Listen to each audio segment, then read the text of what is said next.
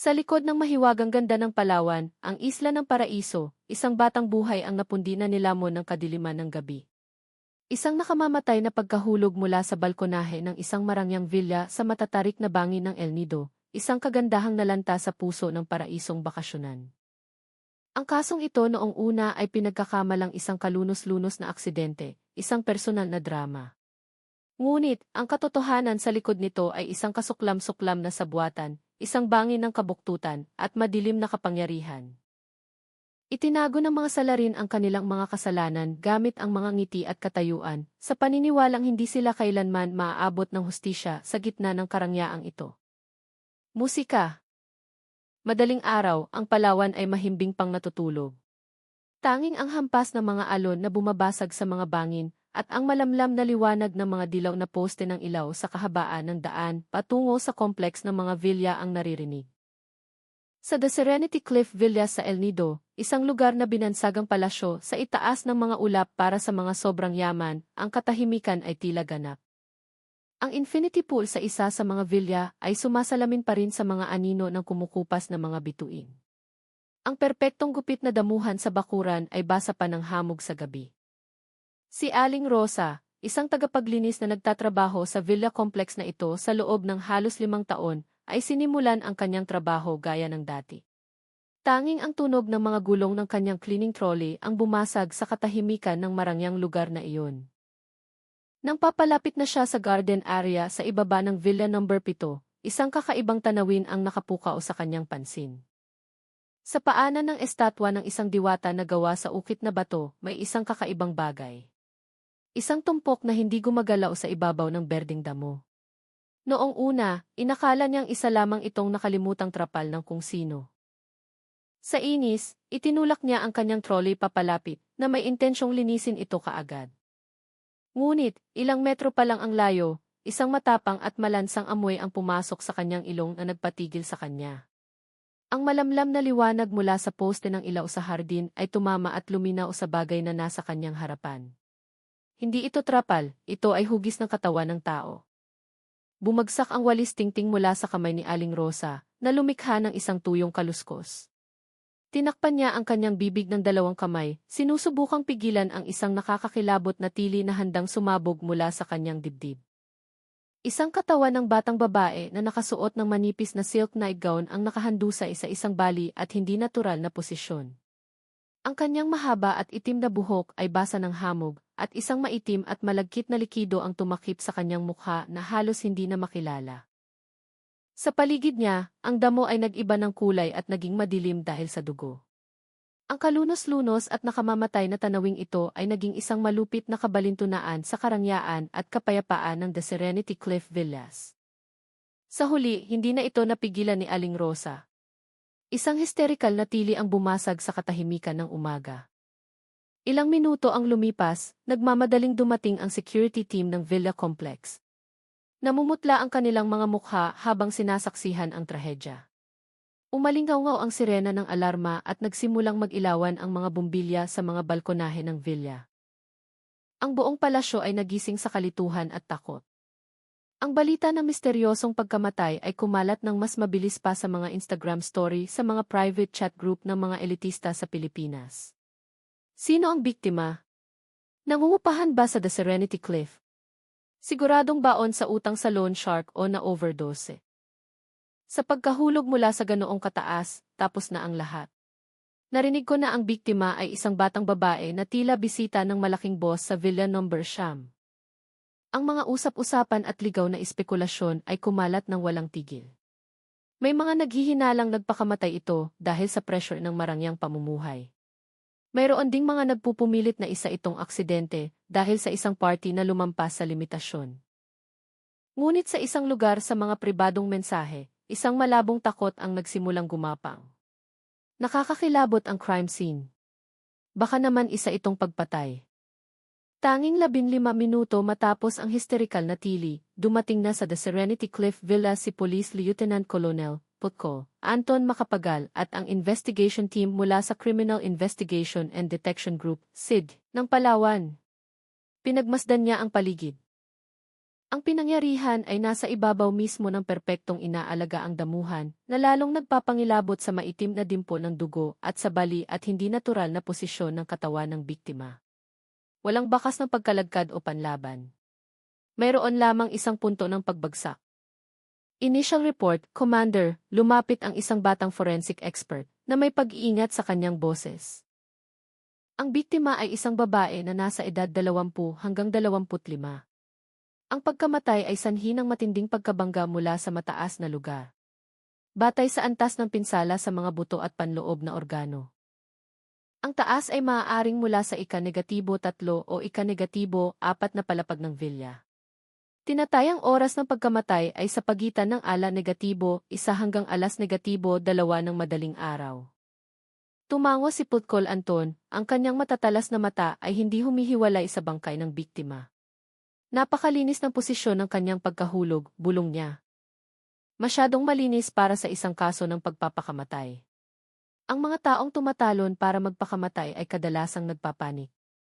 Ang kanilang mga katawan ay magpapakita ng hindi sinasadyang reflexes na lumilikha ng mga komplikadong paggalaw. Ngunit dito, ang biktima ay nahulog ng diretso sa ibaba. Halos sa iisang punto lang. Maaaring isa itong kakaibang pagkakataon, o ang biktima ay ganap ng walang malay bago pa man mahulog. Ang proseso ng pagkakakilanlan ay hindi nagtagal. Batay sa mga pisikal na katangian at impormasyon mula sa management ng villa, nakumpirma na ang biktima ay si Althea Perez, 24 taong gulang, ang nagmamay-ari ng Villa No. 7. Ang pangalang iyon ay biglang lumikha ng maliit na gulat sa investigation team. Kilala ng lahat ang tanyag na influencer na may milyon-milyong followers. Isang simbolo ng perpektong kayamanan at tagumpay. Ang kanyang pagkamatay sa kanyang sariling marangyang tahanan ay lumikha ng isang malupit na kontradiksyon. Ang search warrant para sa Villa No. 7 ay agad na ipinatupad. Sa loob, isang marangya, malamig, at kahina-hinalang maayos na silid ang sumalubong sa kanila. Walang suicide note, walang senyales ng paglaban o pag-aaway, ang lahat ay malinis at sterilisado. Sa ibabaw ng vanity table, bahagyang nakabukas ang isang kahon ng alahas. Isang lipstick ang nakakalat na tila ba nagmamadaling umalis ang may-ari nito. Ngunit walang senyales ng sapilitang pagpasok mula sa labas. Nang siya sa atin ang kwarto, isang batang investigador ang nakatuklas ng isang napakahalagang detalye. Ang marangyang ivory white na cotton bedsheet ay may ilang hindi pangkaraniwang gusot. Tila ba may sumubok na ayusin ito ng padalos-dalos. At ang mas mahalaga, nang iangat nila ang makapal na fur carpet sa paanan ng kama, nakakita sila ng isang butons ng panlalaking polo. Isang uri ng butons na napapalamusya ng napakapartikular na batong obsidian na sadyang hindi tugma sa anumang damit sa aparador ni Althea. Kasabay nito, ang pagsusuri sa security system ng Villa Complex ay nagbunga ng nakababahalang resulta. Ang lahat ng TV footage data sa pasukan ng Villa No. 7, main gate, at mga panloob na kalsada sa pagitan ng alas-1:00 kagabi hanggang alas-4:00 ng madaling araw ay nawala. Ang Chief of Security na si Kapitan Berto, isang lalaking nasa katanghaliang gulang na may namumutlang mukha, ay nanginginig na nagpaliwanag na nagkaroon daw ng biglaang power outage, kaya kinailangang i-restart ang server at nawala ang data.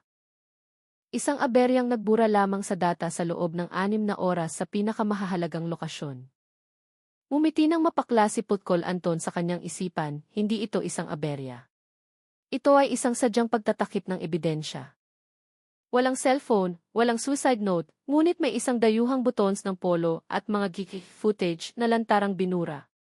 Ang kasong ito ay opisyal nang lumipat mula sa hinalang pagpapakamatay tungo sa sadyang pagpatay, murder. Isang perpektong senaryo ang pinlano. Ngunit ang mga salarin, gaano man sila kaingat, ay nag-iwan ng isang nakamamatay na pagkakamali. Habang ang buong Pilipinas ay nagimbal sa kalunos-lunos na pagkamatay ng sikat na influencer na si Althea Perez, at ang kapulisan ay nakikipagkarera sa oras upang malantad ang katotohanan sa ibang sulok ng paraisong islang ito. Ang buhay ng ilang tao ay nagpatuloy ng normal sa isang kakaibang paraan. Sa isang artistikong photo studio sa Liu Beach, ang sikat na photographer na si Basti Mendoza, 34 taong gulang, ay malakas na nagtuturo sa isang photoshoot session para sa isang internasyonal na brand ng bikini. Masyadong nakatutok ang kanyang mukha.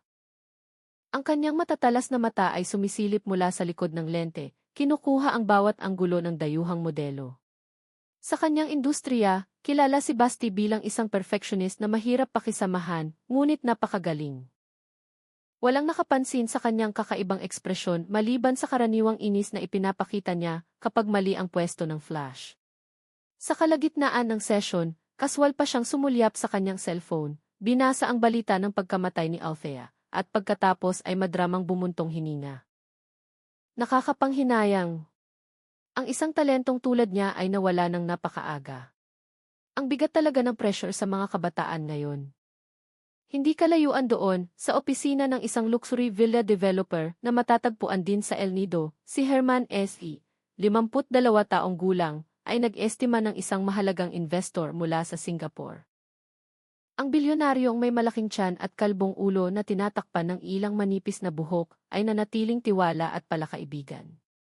Tumatawa siya ng malakas, tinatapik ang balikat ng kanyang partner, habang pinag-uusapan ang multimilyong dolyar na resort project. Paminsan-minsan ay sinusulyapan niya ang kanyang magandang batang sekretarya habang nagbubuhos ito ng kape. Ang kanyang mga mata ay nagpapakita ng isang tipikal na mapang-angking tingin. Para kay Herman, ang lahat ay mabibili ng pera. Mula sa lupa, katayuan, hanggang sa mga magagandang batang babae. Ang pagkamatay ng kanyang gintong manok, na tulad ni Althea, ay tila nagpakunot lamang ng bahagya sa kanyang noo dahil sa pagkawala ng isang investment na wala man lang kahit kaunting emosyon ng pagdadalamhati. Samantala, si Rico Soriano, 47 taong gulang, isang tuso na manager at promoter na gumabay kay Althea mula sa simula ng kanyang karera, ay nasa isang garden cave sa Puerto Princesa, nakikipagkita sa ilang iba pang mga batang talento. Ipinapakita ni Rico ang malalim na kalungkutan, patuloy na nagkukwento tungkol sa kanyang nakababatang kapatid na napakagaling ngunit sinamang palad. Napakabait ng batang iyon pero sobrang sarado.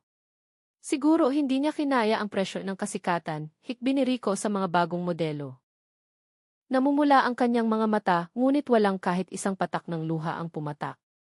Ginawa niyang isang kwentong babala ang trahedya ni Althea para mas patibayin ang kanyang kontrol sa kanyang mga bagong biktima. 3 lalaki, 3 magkakaibang background, ngunit lahat ay tila walang kinalaman sa trahedya. Samantala, sa headquarters ng Palawan hindi pinalagpas ni Putkol Anton at ng kanyang mga kasamahan ang kahit anong detalye. Ang butons na may batong obsidian ay ipinadala upang suriin. Ipinakita sa resulta na ito ay produkto ng isang luxury men's fashion brand mula sa Italy, isang limited edition. Matapos suriin ang listahan ng mga SAC customer ng brand na iyon sa Pilipinas, kasama ng pagsusuri sa mga social connection ng biktima, 3 pangalan ang agad na pumasok sa listahan ng mga suspect, sina Basti Mendoza, Herman S.E., at Rico Soriano. Ang 3 ay nasa listahan ng mga customer, at ang mas mahalaga, lahat sila ay may malapit na negosyo at profesional na relasyon kay Althea Perez. Ang pinakamahalagang clue ay nanggaling sa isang hindi inaasahang mapagkukunan. Isang hardinero mula sa Villa No. 6, katabi mismo ng villa ni Althea, ang kusa na nakipag-ugnayan sa pulisya. Tumestigo siya na bandang hating gabi ay nakarinig siya ng napakalakas na musika mula sa kabilang villa na sinabayan ng tunog ng pag-aaway at mga nababasag na gamit. Ngunit ang mas nagpatakot sa kanya ay bandang 1:00 ng madaling araw, nakarinig siya ng isang napakalakas na kalabog sa garden area sa pagitan ng 2 villa. Dahil sa labis na takot, hindi na siya lumabas para sumilip. Kinaumagahan, habang nagpuputol ng mga halaman, nakita niya ang isang pares ng silver na high heels na may patid na strap na naipit sa mga bulaklak ng bougainvillea. Ito ang natira sa sapatos na suot ni Althea ng gabing iyon. Sapat na ang ebidensya, mayroon ng saksi. Ang bilog ng investigasyon ay unti-unting sumisikip sa paligid ng mga salarin na kaswal pa ring ginagampanan ang kani-kanilang mga drama. Pang-4 na araw, bumibigat ang pressure sa balikat ng bawat investigador sa Palawan. Humihingi ng sagot ang publiko, ngunit ang mga direktang ebidensya ay tila paring pader na halos hindi matibag. Walang thesis camera ang nakatutok sa balkonahe ng Villa No. 7. Ito ay isang nakamamatay na blind spot, isang perpektong kalasag na napagplanuhang mabuti ng mga salarin. Kailangang baguhin ni Putcol Anton Macapagal at ng kanyang team ang kanilang approach. Hindi na sila naghahanap ng ebidensya ng mismong pagpatay, kundi ebidensya ng pagtatangka na pagtakpan ang krimen. Kung wala silang kasalanan, hindi nila kailangang magbura ng ebidensya, giit niya sa isang matinding pulong. At mula sa direksyong ito dumating ang tagumpay. Ang Digital Forensics Team ng SID, matapos ang ilang araw na walang tigil na trabaho, ay tuluyan nang naibalik ang bahagi ng mga naburang data mula sa security server. Hindi ito isang buong video recording, kundi mga putol-putol at random na imahe, ngunit sapat na para magkwento ng isang nakakakilabot na pangyayari. 22, 15 imahe mula sa security camera sa mismong pasukan ng Villa No. 7. Inaalalayan ni Rico Soriano at Basti Mendoza si Althea Perez na malinaw na wala ng malay papasok sa loob. 22, 48 kamera sa main gate ng Villa Complex. Kaswal na pumasok si Herman F.E. sakay ng kanyang marangyang sedan. 23:00 isang nakamamatay na katahimikan. Walang kahit anong record sa loob ng halos 4 na oras. 2:31 isang kamera sa isang tagong sulok malapit sa panloob na kalsada ang nakakuha ng unang imahe matapos ang nawawalang data. Bumukas ang pinto ng Villa No. 7. Naunang lumabas sina Basti at Rico. Magulo ang kanilang mga damit at namumutla ang kanilang mga mukha. Nakasunod si Herman sa likod, patuloy na pinupunasan ang pawis sa kanyang noo gamit ang isang panyo. Nagmamadali ang tatlo patungo sa guest parking area, iniiwasan ang pangunahing daan. 2:45 kamera sa parking area. Ang Chief of Security na si Kapitan Berto ay makikitang palihim na naglalakad papunta sa itim na ni Rico. Pagkaraan ng ilang segundo, mabilis siyang lumingon habang isinisilid ang isang makapal na sobre sa bulsa ng kanyang pantalon. Walang footage ng pagtatapon nila sa bangkay, walang footage ng paglilinis nila sa crime scene. Ngunit ang serye ng mga kaganapang ito ay higit pa sa sapat upang magpinta ng isang krimen. Ang oras ng kanilang pag-alis ay saktong-sakto sa tinatayang oras ng pagkamatay ng biktima.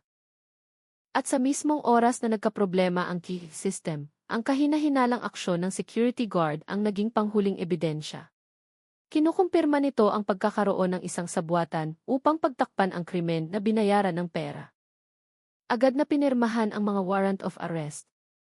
Ang plano sa pag-aresto ay kinwenta hanggang sa pinakamaliit na detalye. 3 tracker teams mula sa Palawan Police ang sabay-sabay na kumilos upang maiwasan ang pagbibigay ng babala ng mga suspect sa isa't isa. Si Basti Mendoza ay direktang inaresto sa kanyang studio sa Liu Beach.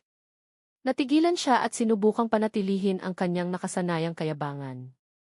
Ngunit ang kanyang nanginginig na mga binti ang nagtredor sa kanya. Si Herman S.E. ay hinarang habang inaasikaso ang kanyang pag-alis para sa isang flight papuntang Singapore sa idinadahilang biglaang business trip sa Puerto Princesa International Airport. Napanatili pa rin ng bilyonaryo ang kanyang mapagmataas na ugali na malamig na nagsabing, ang abogado ko ang makikipag-usap sa inyo. Ngunit ang malamig na pawis ay bumabasa na sa kanyang kalbong noo. Ang pinakamahirap na operasyon ay nakatutok kay Rico Soriano.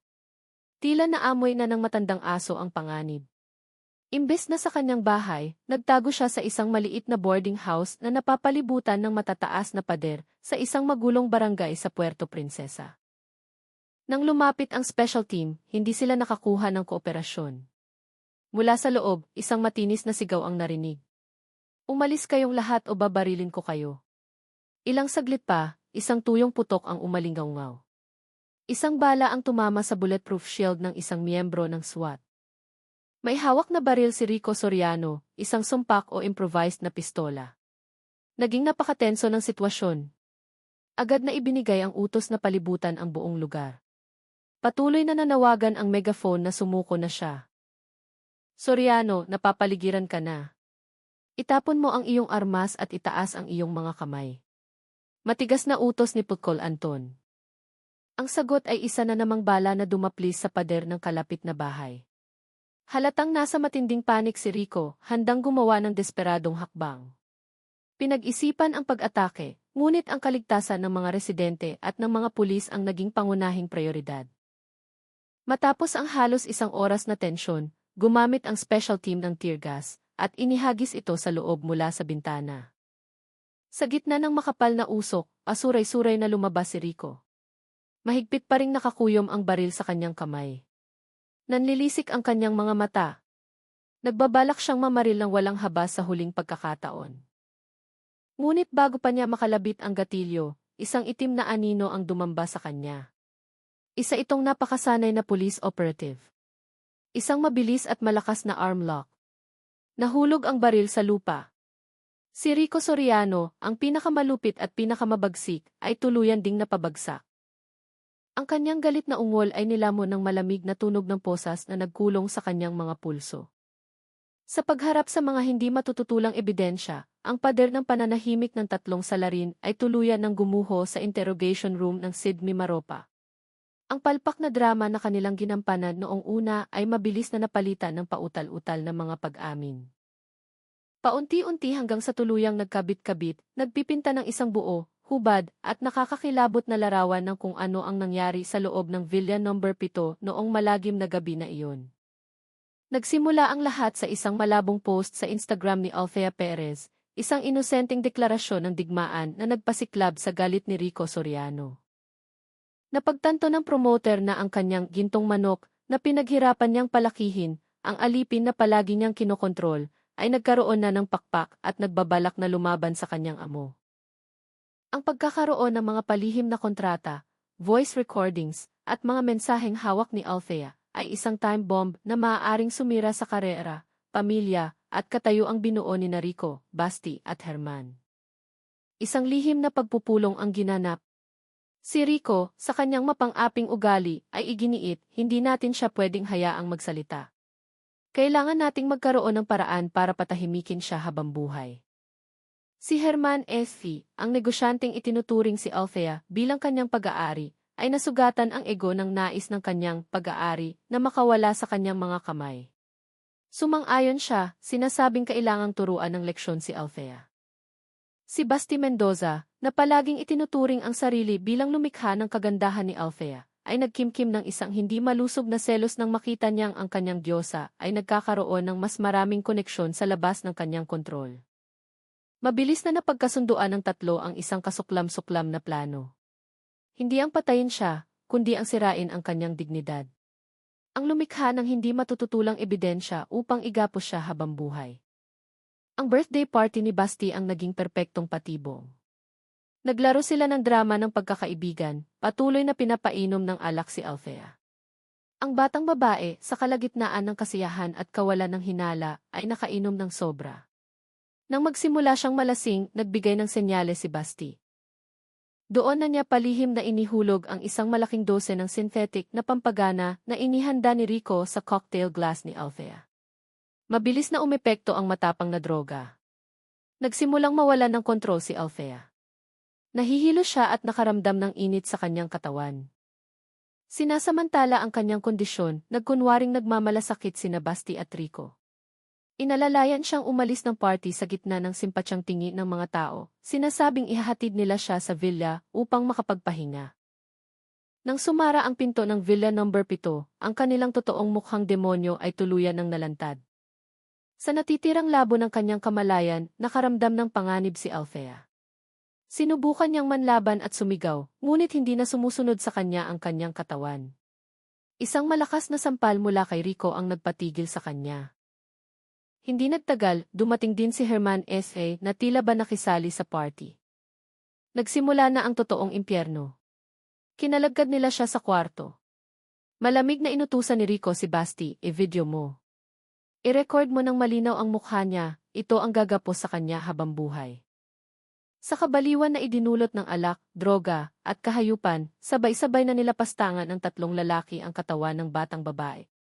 Hindi na sila mga matagumpay na lalaki, kundi tatlong mabangis na hayop na nilalapang ang kanilang biktima. Pinahirapan nila siya bilang paghihiganti sa kanyang intensyong magtaksil, bilang paraan upang igiit ang kanilang hindi malusog na pag-angkin. Sa gitna ng nagaganap na krimen, si Rico ang unang nakapansin na may mali. Biglang nanlambot ang katawan ni Althea, wala na itong kahit anong maliit na reaksyon. Niyugyug niya ito ng malakas, walang daing. Inilapit niya ang kanyang tainga sa dibdib ni Althea. Isang nakakatakot na katahimikan ang bumalot sa kwarto. Patay na siya, bulalas ni Rico.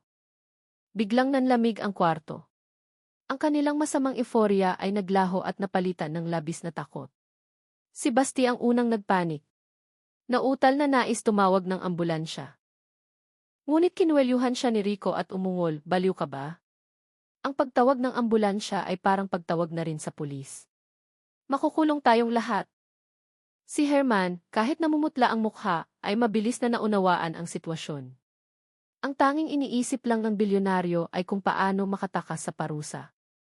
Muling lumitaw ang katusuhan at kalupitan ni Rico. Mabilis niyang kinontrol ang sarili at naging commander ng operasyon sa pagtatakip ng ebidensya. Makinig kayo, sabi ni Rico, may isa lang paraan. Palabasin nating nagpakamatay siya. Ang pagkahulog mula sa bangin ay wawasak sa lahat ng kanyang internal organs. Walang makakakita ng kahit ano. Ang maingat at nakakakilabot na paglilinis ay nagsimula. Kumilos sila na parang isang propesyonal na koponan. Isang tao ang naatasang linisin ang lahat ng biological traces sa bedsheet, sahig, at doorknob gamit ang alkohol. Tinanggal nila ang lahat ng kumot at punda at isinilid ito sa isang itim na basurahan.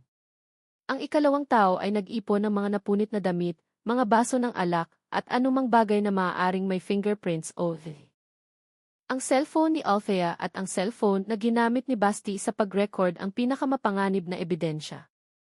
Winasak ito ni Rico gamit ang isang maliit na estatwang bato, inipon ang lahat ng piraso sa isang plastic bag. Ibinigay niya ito kay Herman na ang ruta pauwi ay dadaan sa bangin sa baybayin, upang itapon sa malalim na bangin at mawala habang buhay sa karagatan. Matapos malinis ang lahat ng bakas sa loob ng villa, isinagawa ang huli at pinakamalupit na hakbang. Sama-samang inangat ni Rico at Herman ang malamig na katawan ni Althea, patungo sa balkonahe. Nang walang pag-aatubili, inilagay nila siya sa railings at buong lakas na itinulak. Narinig ang isang tuyong whoosh sa kalagitnaan ng gabi, at pagkatapos ay naging tahimik ang lahat, iniiwan lamang ang tunog ng paghampas ng mga alon. Para makumpleto ang drama, tinawagan ni Rico si Kapitan Berto, ang security chief. Isang taong kilala niyang sugarol. Isang maikling negosasyon ang naganap. 1.5 milyong piso ang agad na ini-transfer upang bilhin ang kanyang pananahimik at ang keys, data sa loob ng mga kritikal na oras, na idinahilan na lamang na nagkaroon ng system failure. Umalis ang tatlo sa villa complex sa pamamagitan ng side road at humalo sa kadiliman ng gabi sa Palawan. Kampanting na baon ng perpekto ang kanilang krimen. Ngunit ang lambat ng hustisya ng Diyos, kahit hindi nakikita, ay hindi kailanman matatakasan. Ang kanilang detalyado at nakakakilabot na pag-amin ang nagselyo sa kanilang sariling tadhana. Sa huli, ibinaba ng korte ang nararapat at pinakamabigat na hatol bilang hindi maiiwasang kahihinatnan ng kasuklam-suklam na krimeng kanilang ginawa. Batay sa Article 248 ng Revised Penal Code ng Pilipinas tungkol sa murder o sadyang pagpatay, ibinaba ang pinakamataas na parusa na reclusion perpetua, panghabang buhay na pagkakakulong, para kina Rico Soriano at Herman Esti at gayon din kay Basti Mendoza.